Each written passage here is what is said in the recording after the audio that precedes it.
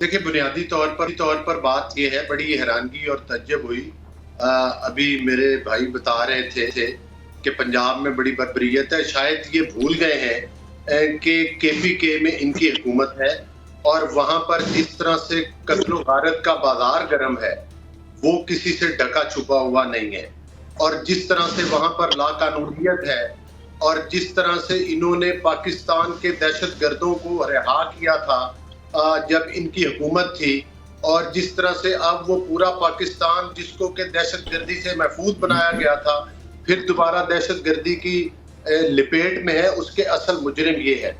ये इलेक्शन में धांधली की बात करते हैं, इनको 2018 का आरटीएस सिस्टम भूल गया, इनको ईवीएम मशीनों का कानून भूल गया। अली गौहर साहब, मेरे ख्याल से माजी की बातों से शायद आगे निकलेंगे तो मुज़ाकरात होंगे ना। पाकिस्तान मुस्लिम लीग नून मुज़ाकरात की टेबल पर क्या बैठने को तैयार है? मैं उसी तरफ आ रहा हूँ। मैं जरा वो अपने भाई को थोड़ा सा आईना दिखा रहा था, जो साहिवाल में एक बर्बरियत का वाकया हुआ था और जिसमें जो बच्चों को और बच्चों के सामने उनके माँ बाप को गोलियों से छलनी कर दिया गया था, और उसके बाद कई और वाकयात हुए।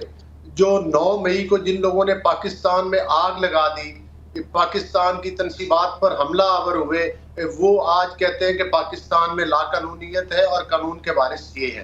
देखिए, गुजारिश ये है कि मुज़ाकरात अच्छी बात है।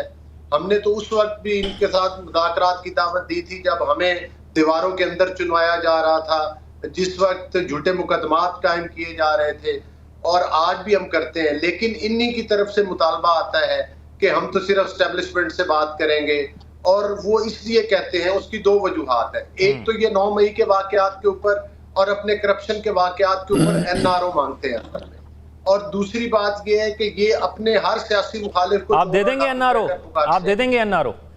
देखिए, वो मामलात अदालतों में हैं और इदारों के पास हैं। किसी हुकूमत के पास तो इख्तियार नहीं है ना कि किसी को एनआरओ। यानी आप कह रहे हैं कि आप बाइख्तियार नहीं है मुज़ाकरात के लिए अली गौहर साहब? नहीं, हम मुज़ाकरात चाहते हैं कि ये सियासी मुज़ाकरात करें। अगर ये मुल्क में इंतशार करना छोड़े, ये 9 मई जैसे वाकयात करना छोड़े, ये पहले अपने आप को क्लियर करें कि ये दहशतगर्द पार्टी है या सियासी पार्टी है। इन चीजों को इनको वजाहत करनी होगी। अगर ये कहें कि हमें तोशा खाना की चोरियां हमने छुड़वानी है, हमने 9 मई को जो पाकिस्तान के ऊपर हमले किए, दहशतगर्दी की है, उस पर हमें एनआरओ दिया जाए, तो वो तो जाहिर है हमारे बस की बात नहीं है। लेकिन ये है कि फिर भी हम चाहते हैं कि ये लोग सियासी धारे में आए, इनके रवैये सियासी हों, इनका तरीकेकार सियासी हो, ये सियासी पार्टी के साथ बैठकर बातचीत करें। जाहिर है बातचीत से ही जो है वो मसाइल का हल निकलता है। चलें अली गौहर साहब, आपके इत्तेहादियों से भी जान लेते हैं, आपके इत्तेहादियों से भी जान लेते हैं कि वो क्या मौक़िफ़ रखते हैं पाकिस्तान तहरीक इंसाफ के हवाले से। कादिर खान साहब, ये फरमाइएगा, आपको क्या लगता है कि दोनों सियासी जमातें माजी को लेकर बहुत संजीदा हैं, हाल को लेकर और मुस्तकबिल को लेकर हमें नहीं लग रहा कि संजीदा है? आपकी जमात क्या कहती है? एक तरफ बैन की बात की थी पाकिस्तान तहरीक इंसाफ के हवाले से, और एक तरफ अब मुज़ाकरात की बात बहुत जोरों शोर से जारी है, तो आप किसकी हिमायत कर रहे हैं? हम मुज़ाकरात की हिमायत करेंगे और हमेशा करते रहेंगे। जहां आरटीएस सिस्टम 2018 में बिठा के पीटीआई को पाकिस्तान के ऊपर मुसल्लत की है जनरल बाजवा ने, उस वक्त भी हमने मुज़ाकरात की बात की, उस वक्त भी हमने कहा इमरान खान कदम बढ़ाओ, हम तुम्हारे साथ है। लेकिन उस वक्त भी गालियां दे रहे थे। आज भी अपनी तरबियत से वाकिफ होते हुए दोबारा गाली गलोच और ये सारी चीजें चल रही है। और मेरे इतला के मुताबिक जेल के अंदर तो इमरान खान साहब के मुज़ाकरात नाकाम हो गए, जहां वो एम्पायर की उंगली ढूंढ रहे थे। तो मुज़ाकरात हुए थे कादिर खान साहब जेल के अंदर, किसके साथ हुए हैं? जेल इमरान खान साहब के साथ हुए हैं। किसने किए मुज़ाकरात? किसने किए मुज़ाकरात? आप एस्टेब्लिशमेंट ने किया, और किसने किया आपको मैं जर्नलों का नाम बता दूं क्या? समझे ना? तो बात ये होता है, इनके मुज़ाकरात नाकाम हो चुके हैं। ये अब अवामी सतह पे इस बात को उजागर कर रहे हैं।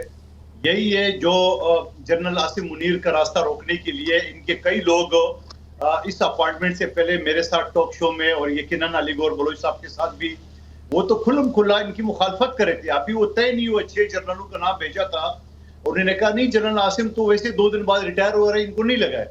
लेकिन पता चला ये वही जनरल आसिम मुनीर है जिसने वो हीरोन का case as a DG ISI जो है ना वो तफ्तीश की थी, और फिर ये जनरल बाजवा के पास गए कि इसको हटा दो वहां से, और 8 महीने के बाद उनको उनको डीजी आईएसआई के ओहदे से हटा लिए, ये तो बाद में पता चला। लेकिन उसके अलावा फिर गाली गलोच और सारी चीजें आपके सामने है। और अभी आप ये समझते हैं कादिर खान साहब के जो रवैया पाकिस्तान तरीके इंसाफ का है, अगर ये रवैया रहा तो फिर मुज़ाकरात में बैठने का फायदा कोई नहीं है? मैं जान लेता हूं शौकत बसा साहब से। शौकत बसा साहब, जैसे कादिर खान साहब कह रहे हैं कि जेल में भी आप लोगों ने मुज़ाकरात किए जो नाकाम हो गए।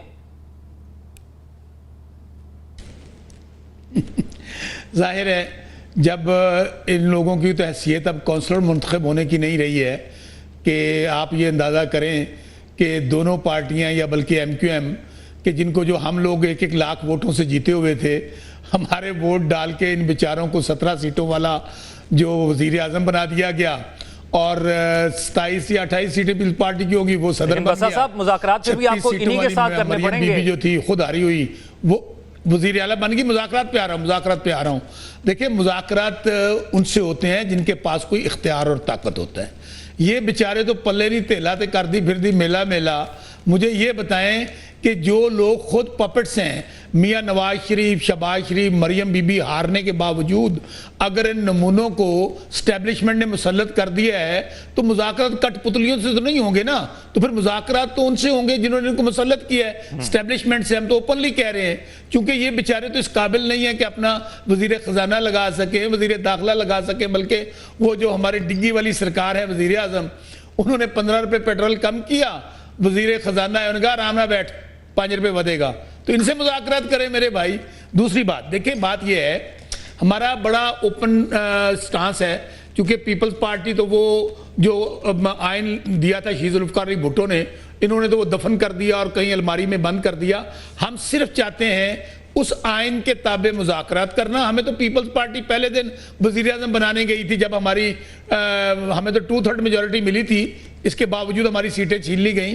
तो जब हम 8 फरवरी को जीते और 9 फरवरी को इनको जितवा दिया गया। पूछे पीपल्स पार्टी वालों से, हमें नहीं कहने गए थे क्या वज़ीर आज़म बन जाए। तो आपको ऑफर दी थी ना, आपने क्यों नहीं ली ऑफर? आपने ऑफर क्यों नहीं ली? क्यों नहीं ली शौकत बसा साहब ऑफर? इसलिए ਤੁਹਾਡਾ ਕੀ ख्याल है कि ਅਸੀਂ पीपल्स पार्टी, नून लीग और MQM जिन्होंने हमारी सीटों पर डाका डाला है, हम इनके साथ मिलकर हुकूमत बनाएंगे? और भाई हमारे पास तो 2/3 मेजॉरिटी थी, हमारी सीटें, हमें तो किसी और हुकूमत जमात की जरूरत ही नहीं थी। इसलिए इनके साथ प्रिंसिपल स्टांस है कि ये जो मुस्लिम लीग नून हो, जिनका वो बड़े सेरे सूरे बांधकर लीडर लाया गया था कबूतर उड़ाने के लिए, कौम ने उसको तोते उड़ा दिए। वो बेचारा आजकल पता नहीं मरी में ठंड के अंदर बैठा हुआ है, लोग कौम मर रही है गर्मी में बिजली के बिलों से, और वो वहां पर फार्म्स। शौकत बसा साहब, ये मुज़ाकरात जो आप करेंगे, ये पाकिस्तान में पतन की रिपोर्ट आई है ज़ौक भाई। मुझे शौकत बसा साहब एक चीज बताइए। शौकत बसा साहब एक चीज बता देना, एक सवाल ले लें। सवाल ये है कि क्या ये जो मुज़ाकरात हैं ये इमरान खान की रिहाई के लिए आप लोग करना चाहते हैं या पाकिस्तान के अंदर पॉलिटिकल स्टेबिलिटी के लिए करना चाहते हैं? मेरे भाई तीन पॉइंट्स हैं हमारे मुज़ाकरात के। हमारा मैंडेट वापस किया जाए, हमारे जो बेगुनाह लोग 1 साल से अपने जेल में डाले हुए हैं, 9 मई का 8 फरवरी को कौम ने जवाब दे दिया। हम समझते हैं कि तीसरा, फेयर एंड फ्री इलेक्शन। मुझे बताइए, क्या ये बेचारे जो खुद काउंसलर मुंतखब नहीं हो सकते, जिनको बनवाया गया है, ये हमारे साथ ये मुज़ाकरात कर सकते हैं? हमें ये तो गैर संजीदा रवैया, जिस तरीके से आप उनको मुखातिब कर रहे हैं ना शौकत बसा साहब, ये तो बड़ा गैर संजीदा रवैया है।